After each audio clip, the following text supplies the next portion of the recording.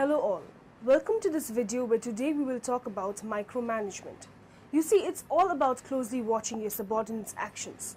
In business management, micromanagement is a management style whereby a manager closely observes or controls the work of subordinates or employees.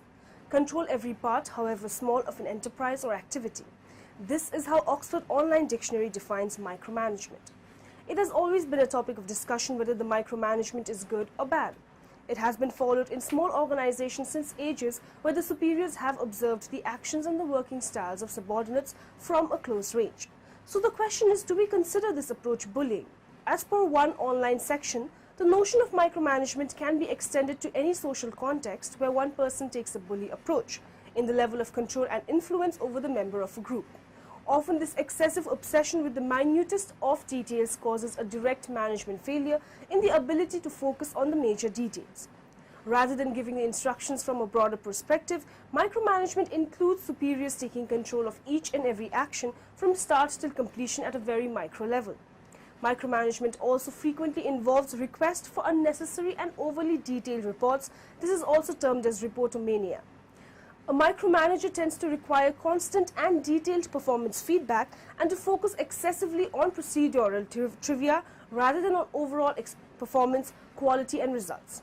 Micromanagers often delegate work to subordinates and then micromanage those subordinates' performance, enabling the micromanagers in question to both take credit for positive results and shift the blame for negative results to their subordinates. These micromanagers thereby delegate accountability for failure but not the authority to take alternative actions that would have led to success or at least to the mitigation of that failure.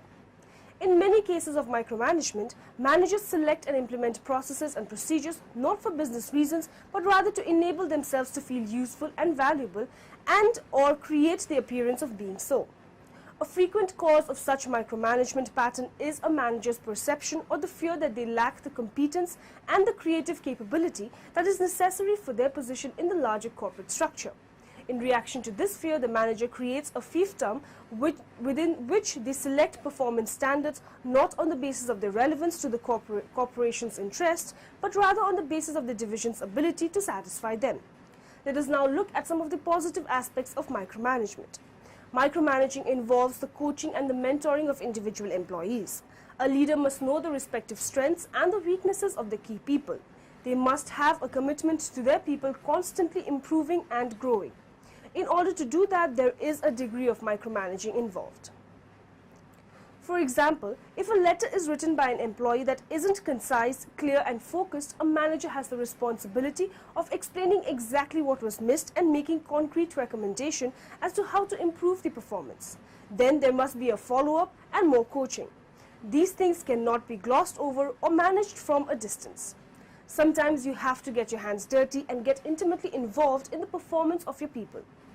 Micromanaging has its place. People need to know that you care about getting things done on time and in the right way. They need to know that if things go wrong, you are going to get involved and find out what happened and how to get it right.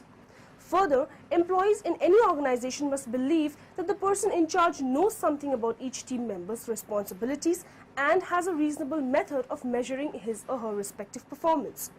Keeping in view both positive and negative aspects of micromanagement, it cannot be ruled out that at a few levels, micromanagement turns out to be a good thing. But being a micromanager from a closed perspective can turn the tables around to the negative side. Every manager should be aware of the steps to be taken at the right point to make sure of management effectiveness. Keeping a close watch on each action becomes a trump card.